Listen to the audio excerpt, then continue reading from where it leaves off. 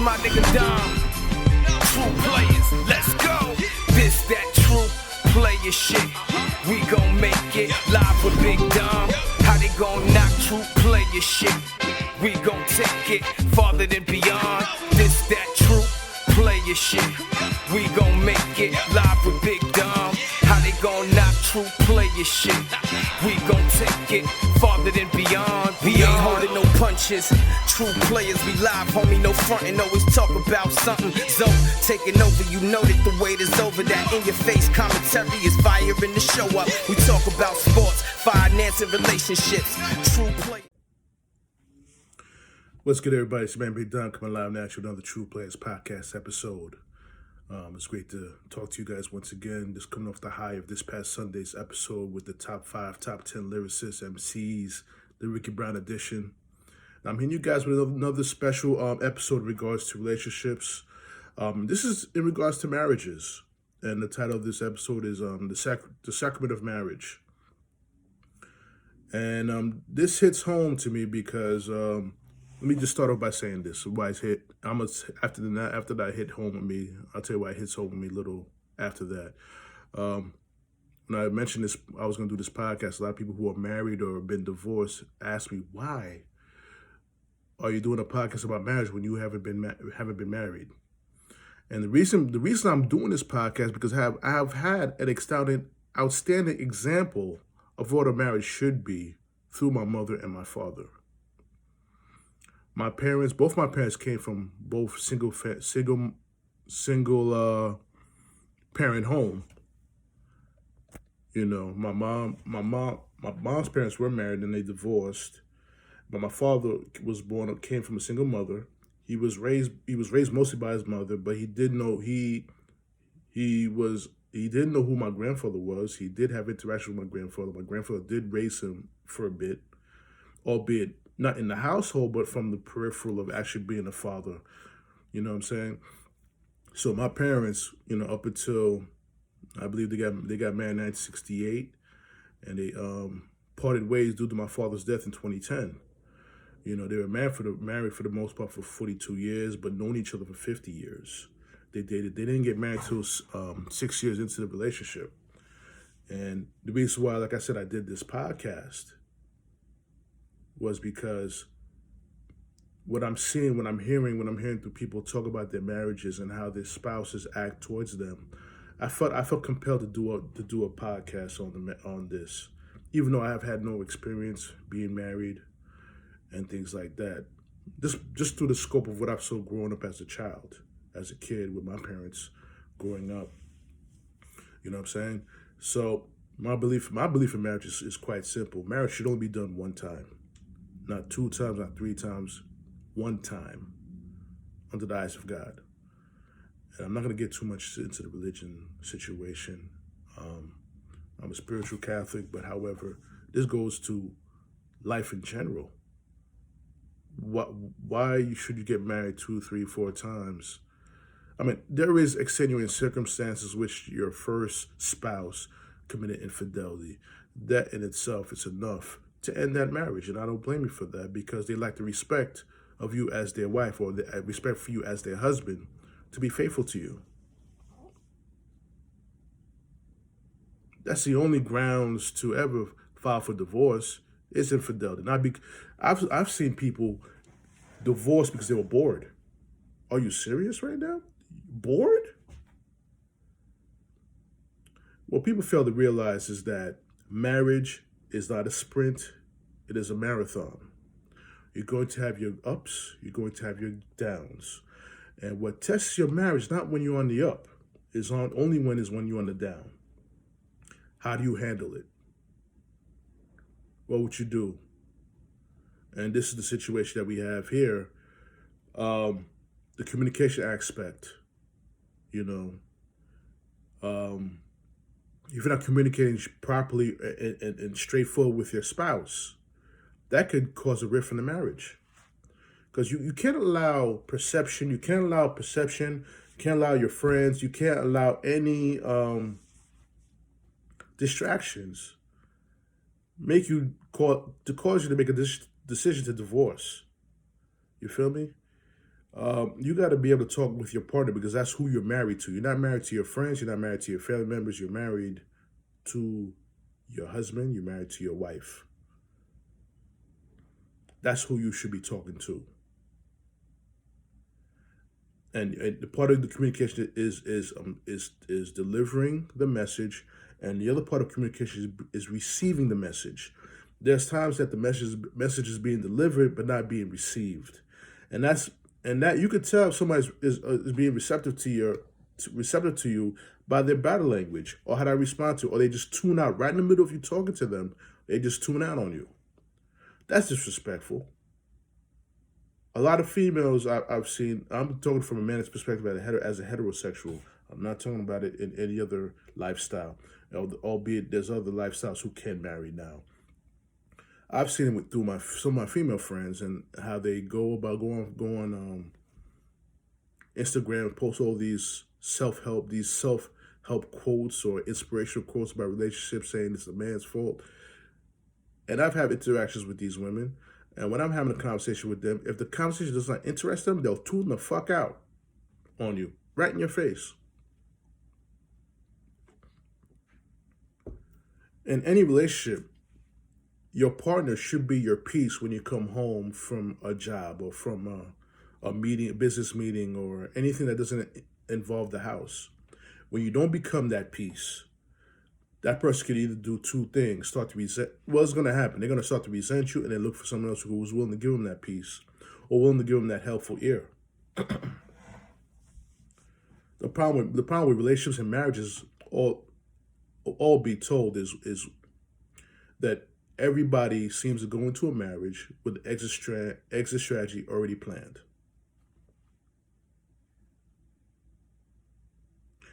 If you plan on spending the rest of your life with somebody, why do you have an exit strategy already planned? Like what you're gonna do? I'm gonna have a separate account. This and the other. I believe that's one of the things I agree with. I actually believe a husband and wife should have a separate account to control their finances, and also have a joint account as well. Have three accounts. Each of them have separate accounts for their own vices and things like that, within reason. You can't be behind on your mortgage. You have a house with your wife. You can't be behind the mortgage talking about you want to buy a brand new Mercedes Benz. That makes no sense. Got to pay the house first. You know what I'm saying? Got to pay the house first. You know what I'm saying? But and also that us men and women, especially in the black community, we got to do a better job of choosing our mates. Really study our mates, and I think that, especially in our community, we seem to rush to marriage when everything sounds good. Everything sounds good in the beginning. Everything sounds good during dating, but you gotta go through the hoops.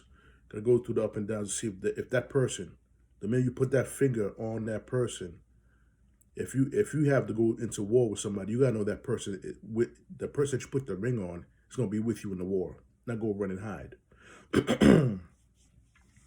And that's a true story.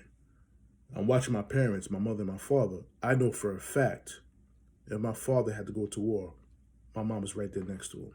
If my mom had to go to war or battle somebody, my father was right there. It wasn't even a spoken thing. It was ESP, the mental, you know, telekinesis, whatever, telepath or whatever they had amongst each other. You know what I'm saying? My parents were two different people. My father was loud, obnoxious, you know, on the scene. My mother was a quiet, shy woman. But they made it work together. I mean, did they have some issues along their marriages? Of course they did, big time. I'm not gonna go into their personal situation, but they're both, you know, resting up in heaven right now. I don't want to go into it.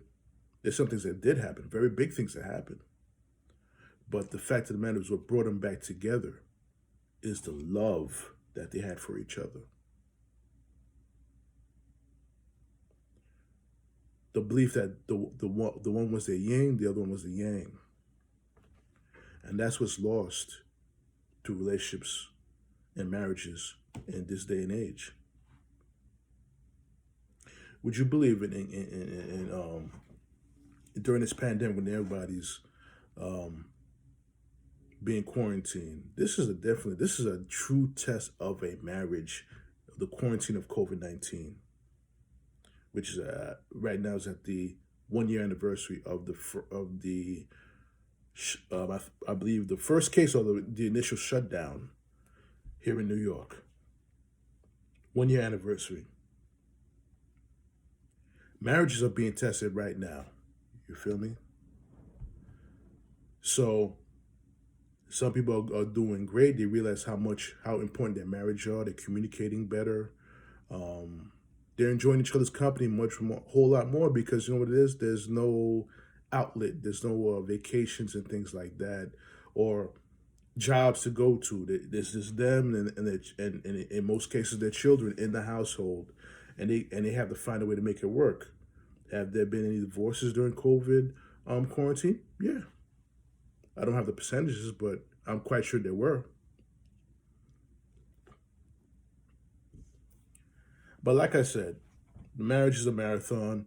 But make no mistake about it. Just because you have a child with somebody does not make them a husband, does not make them a wife. It just makes them another parent to the child. And that's why I never get how people rush into marriage because they have a child together. Oh, since we have a child together, it makes sense for us to be married. No, you're supposed to be married. In the true sense of things, you're supposed to be married before you have that child. In the true sense of things. But people twist it like, oh shit, we gotta get married because we have a child together. You know. Me personally, I don't believe in abortion. I don't believe in abortion. I've had abortions done to me because of the fact that the female I was with wanted to get married, and I wasn't prepared to do that. You know what I'm saying? Marriages don't happen on ultimatums. If a marriage happens on ultimatums alone, it's not going to last long. A marriage should be to the point that you got to feel it. That right then, this is the woman I'm going to be with, or this is the man I'm going to be with. That's it. I don't see nobody else. Not because you gave me an ultimatum that we have to get married, or there's a time frame to get married, and I see this a lot of issues with females who like to use social media to give time frames of when they should be married because of their age. Or I'm over 35 years old, and I gotta have a ring within 6 months and then be married a year later. Baby, that life does not work like that.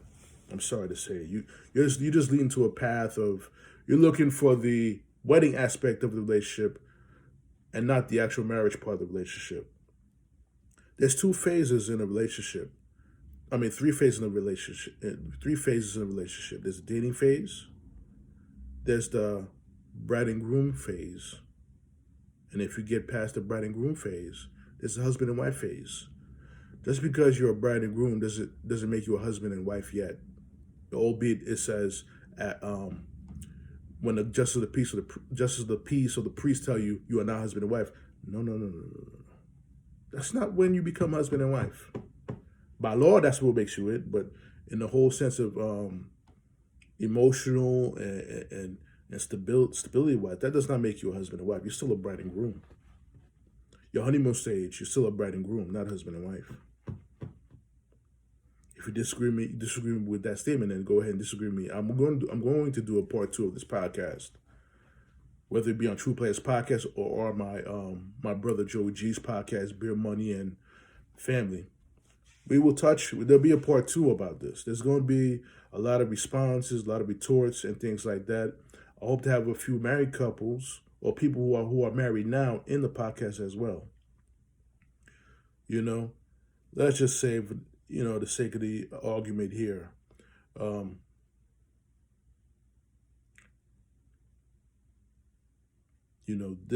sake of the argument is you have to choose your mate better.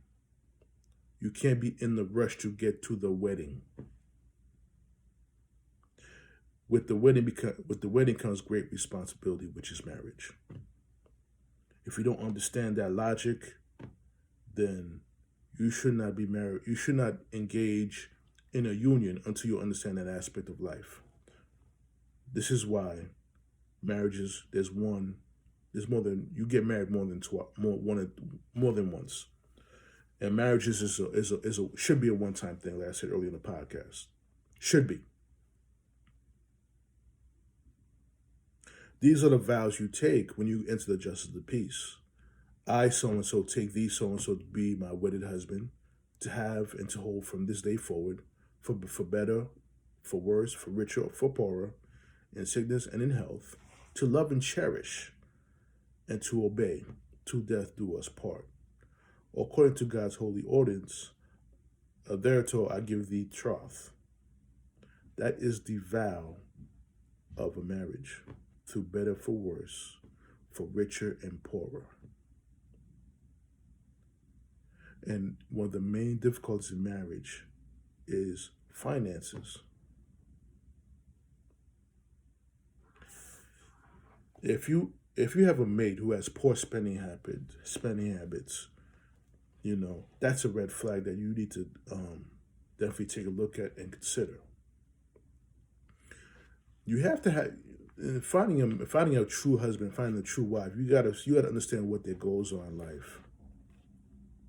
What is their plan in the future? You gotta have that tough talk. Just like I have my tough talk with my clients, as me being a money coach and helping them grow, save, and protect their money. I have to have that tough talk with them. You gotta have to have a tough talk with your mate before you put that ring on that finger.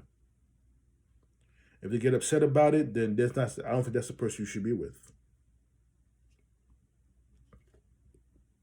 That's truth. That's straight up truth. If you're afraid to have that tough conversation with them, then you should not be married. Finances, like I said, I learned from when in my seminar. I went to an overview hosted by one of my mentors, Mr. Juan Nunez, and one of the things Juan Nunez, Loyan, and Saida, all my mentors in the World Changers group that I'm a part of.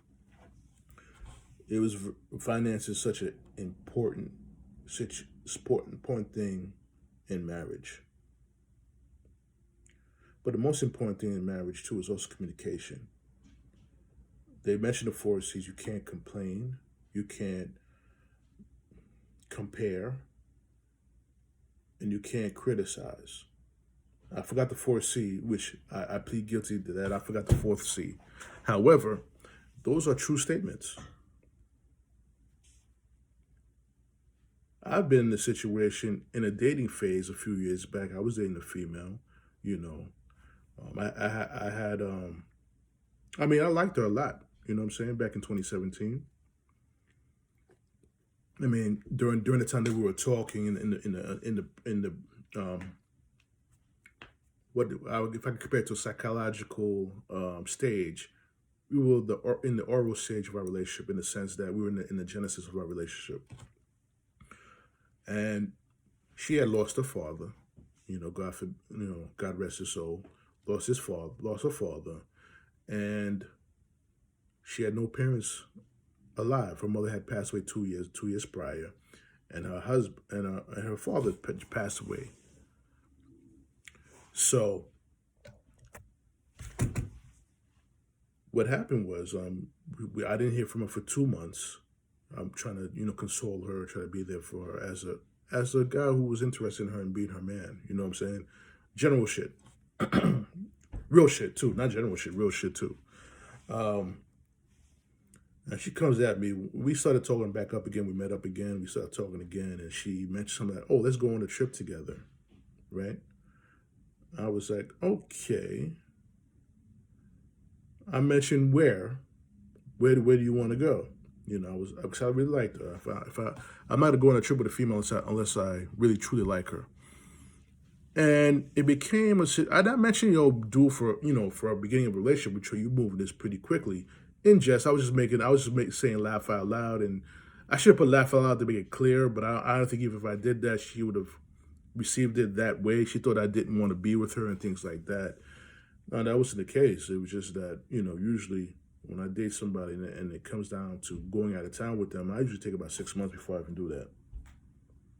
Because the trust is not there. You got to have the trust. You may have the credibility, but you don't have the trust yet. You got to have both before you go on a trip with somebody or go on vacation with somebody. That's how people end up dead and shit. End up on investigative ID and shit. You got to do it who they are before you leave your comfort zone to go on a vacation with them. But anyway, she said that she told me that if I don't go, that she'll just go with somebody else. And me, I'm at work, I'm already in a bad mood because I had to sit there and babysit somebody at work. I was already not in the greatest mood. I said, you know what, you go ahead and do that shit then. Let me ask you guys a question. What did she do there? I mentioned 3 out of the 4 C's. What did she do? She tried to compare. If you feel the need to compare, to test your mate or test your husband or wife and what the other person would do if they were in that position, you are dead wrong and should not be married.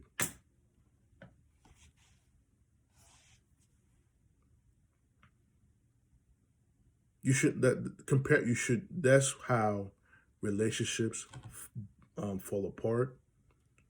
On top of the financial situation, on top of you can't sit there and compare your mate to somebody else because the other person's not your mate unless you're trying to make them your mate.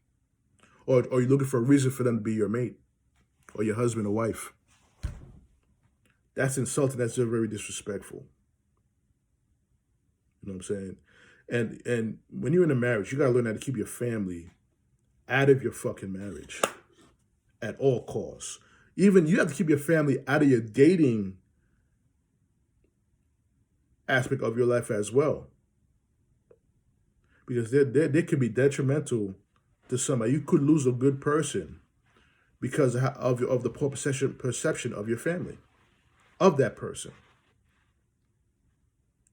I'm not going to get into my situation. I do have another example of that, but I will share that on the part 2. When I'm on have my guests there, my different that's gonna be a long podcast. That's good podcast gonna be about 2 hours. I guarantee you that. We have to set up a time where there's no interruptions, make sure everybody's on that podcast. But I will definitely get into that on the part 2. But like I said, you got to keep your family out of the situation. If you want a happy relationship, if you truly want to be happy, you feel you could build something with this person, keep your family out of it. Because your family could be your biggest haters.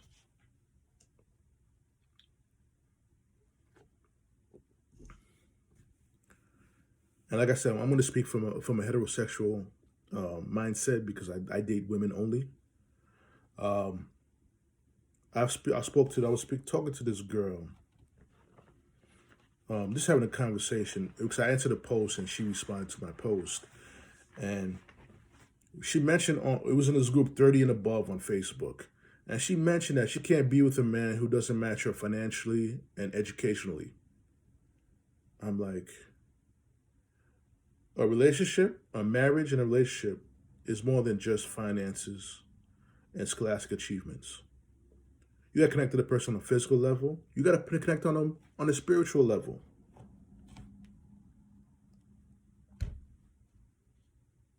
If you're not connected on the spiritual level, everything else is nothing. If you're only connecting with them with the finances, you only see them. You only marry them or date them because of their finances.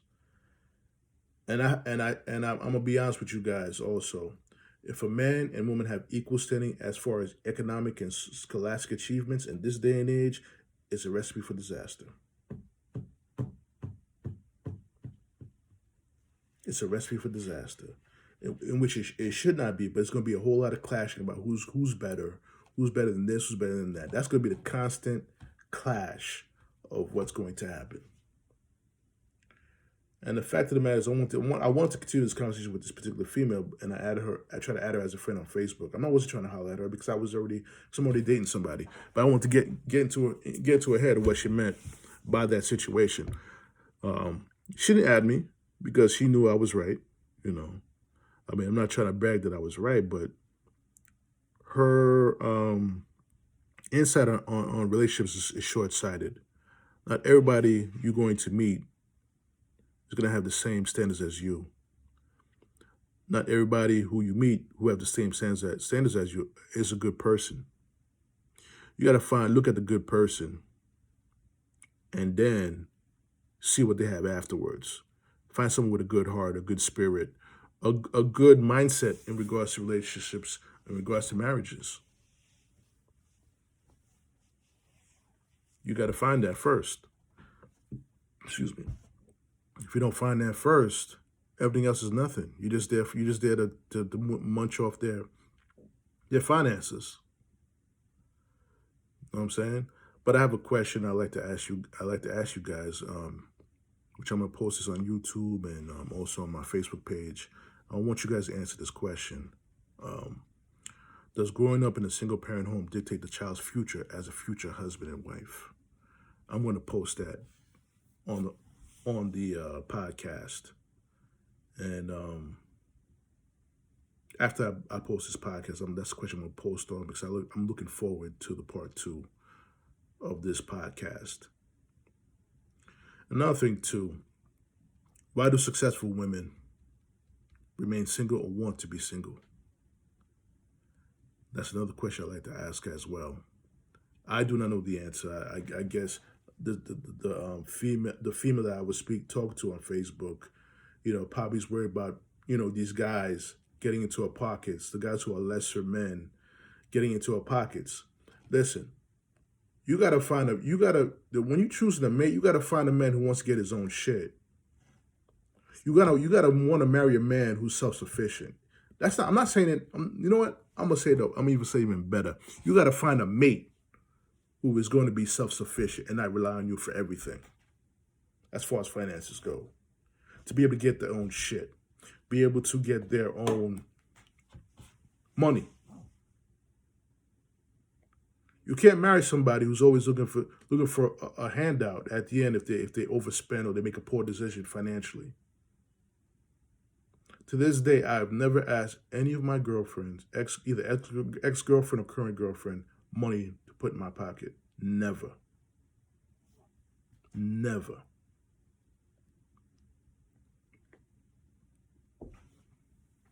And I'm telling you straight out. Never. And even if I didn't remember, it was very small. I don't think it even went over freaking $20.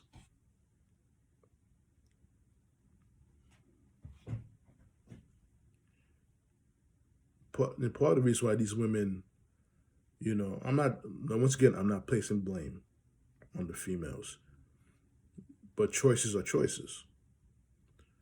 If you choose a man who makes a sport of making baby mamas, and you get caught up in the matrix and be another baby mama in that matrix, whose fault is it? Is it your fault or the man's fault?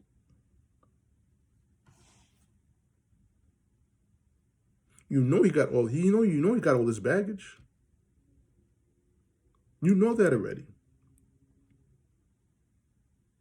Why do you interject yourself into the matrix? And I'm gonna tell you one reason why women do that, because of their preference. In a relationship, both men and women are sorry, I gotta keep getting notifications coming up. Both men and women are victims of the preference and desires. Women want the man with the six-pack, the nice skin, and the big package and all that stuff. I get that, But what does that come with? Guys want a female with the big tits, the big ass, the pretty face, and good pussy. What comes with that? Now, if you're able to find a woman who has a pretty face, big tits, and big ass and good pussy, and she's a sweet of a person, keep her. Keep her, please. And stop. And I'm talking to these boys who do that shit. There are women who have all those features who got played because a boy didn't know how to handle a true woman. True Players Podcast. Like I said, everything's true. These little boys didn't know how to handle a true woman, in which a true woman becomes poisoned and hurt by the hurt by that little boy did to her, because he couldn't handle the great thing he had in his palm, in his possession. Because he couldn't handle it. He was greedy, selfish, and wanted his cake. We wanted many cakes. I'll put it like that. And when a good man comes in who appreciates her for that, she's already scorned and broken. She ain't giving him a time of day. She'll just say he's just another nigga. And that's a cycle we have to break, in my opinion. If you want to be married and have a long-lasting one marriage, you got to choose your mate right, and not allow the past scorn dictate your future.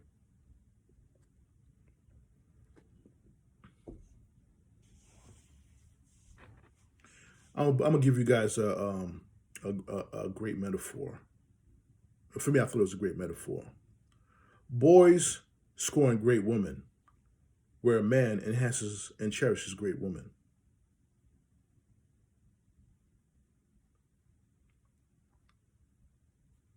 And men do get scorned too. You know what I'm saying? Men do get scorned too. You know what I'm saying? I'm not gonna get into my situation, but you know, I think part of the reason why I got scorned because of karma. But you know, it is what it is. You know, you understand karma, it does exist. So you just deal with it and move on. But whether or not I want to speak on it on the next podcast is up to me and only me. But let me explain to you the importance of self-esteem in a relationship. People get their mates according to their self-esteem. Most of the time. Me, I've always been a person of high self-esteem. And if I feel there's a good woman out there whose self-esteem is slightly lacking, I try to bring her up. I try to help her enhance it and have her believe in herself. That's what a good man is supposed to do.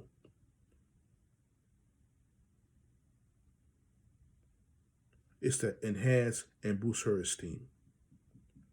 However, when you're having a tough talk, that person with the lesser esteem has to be receptive to what you're saying, because they're not trying to kick you while you're down. They're trying to boost your self-esteem as well. And that in the sense, you got to understand that fully in order to have a fruitful relationship.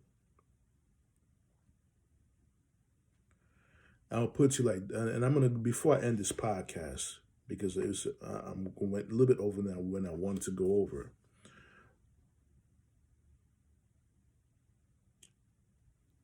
I'm gonna touch on self-esteem more in part 2 because it affects certain people that I know personally, and their mentality is the reason why they ended up in divorce. And by the way, marriage is not a tool to fill a void in your life. Please do not use marriage as a tool to fill a missing void in your life when you were growing up. Because that is a recipe for disaster. And then you're going to be living in your relative's house, believing that you can live there for free. When is a man? I'm gonna answer these 2 questions. When is a man capable of being married? A man is capable of being married when he fully soar out his world oats. He gets all that player mentality out of his system, and he's ready to commit to one woman. For some men, that may be never, but some men, they'll get there soon. But a man is never ready to be married at the age of 20. In my opinion, he's not ready to be married in 20. He's not ready to be married at 30. I think on average, a man is fully prepared to be married when he reaches between the ages of 35 and 40. Because he has the opportunity to get that extra, the need to the feel that, oh, I still got it type of mentality. Because when you're in a marriage, you're not supposed to be in a marriage and thinking that you could try to pull other girls to see if you still got it. That's supposed to be taken care of before you put that ring on her finger. And you wonder why a lot of these great women are mad at you. And they take it out on the good guys.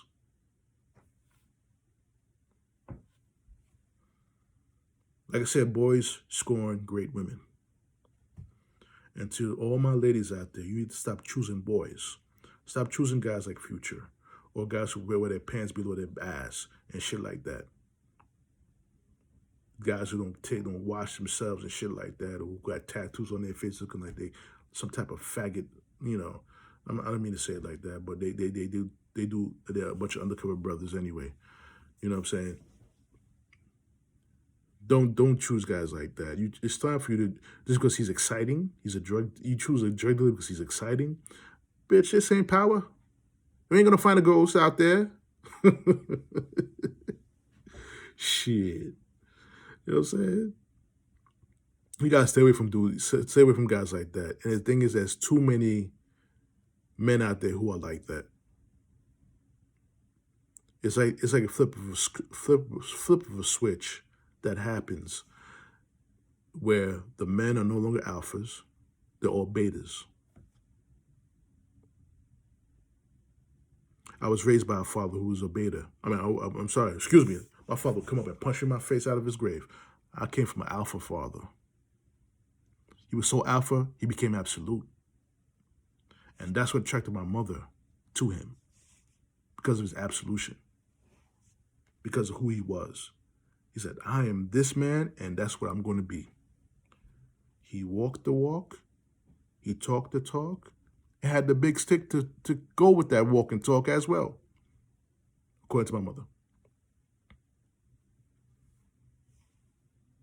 Did my father have, was he a player? Yeah, he was, but he understood the value of marrying my mother. He understood of being in a relationship with my mother, and that's why they were married from 1968 to 2010 when he passed away. 42 years of marriage, but 50 years of being together in the dating phase as well. You know what I'm saying? A woman is always capable of being married, in my opinion. Always capable. But I say that with a caveat because the era of women we're dealing with today is very different. We got to take that into account. And why is it different? Because I think being in a single parent home affects a woman more than does a boy.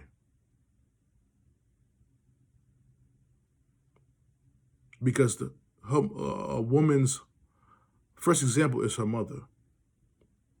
Now, if she has a mother who is a single mother who hustles and works hard and puts food on the table for her daughter, then that daughter may be someone, don't use that as an example to choose who you want to be married to, but that's somebody who you could probably grow with and which enables them to be a married woman. Now, if you have if you're dating a girl who has a mother who has multiple baby fathers, who's a drug dealer, who's a drug addict and things like that, that's not somebody, one, you should be making a baby with, two, consider being married to. And I'm sorry to say that. A lot of people, I'm gonna get in trouble for generalizing, but for the most part, that's the scenario. For the most part. But I also know females who rose above that and became great wives as well, which I have to mention as well. So, that's all I can say about this. You know what I'm saying? I wish I could say more because I went over a little bit over my time. Before I go, I want to say something to you guys as well. In anything in life, in any decision that you make, most important thing you gotta understand is your why for doing it. Why do you want to buy a house? Why you want to start a business? Most importantly, why do you want to be married to the person who you are dating to? You got to find that why. And it has to be 100%. It can't be 99.9%. It has to be 100%. If you have that 0.1% doubt, then don't do it. In the words of Robert Saleh, new New York Jet head coach, it's all gas and no brakes when it comes to marriage, when it comes to business, when it comes to life itself. It has to be all gas and no motherfucking brakes. It's your man Big Dom. I'm about to sign off on this podcast. You can view this podcast on YouTube, the video version on YouTube, and also on my Facebook page, www.facebook.com/TruePlayersDom. True Players is spelled TruePlayazDom. That's the link to my page. Subscribe, like my page, and subscribe to my YouTube page. You can listen to the audio version on Anchor, Spreaker, Spotify, iHeartRadio, TuneIn Radio, Joey G Radio, TuneIn Radio, SoundCloud. Any feedbacks, comments, and complaints, and if you want to join the podcast, feel free to, once again, message me on Facebook at www.facebook.com/TruePlayersDom. Or you could definitely email me at trueplayerspodcast@gmail.com, which is TruePlayaz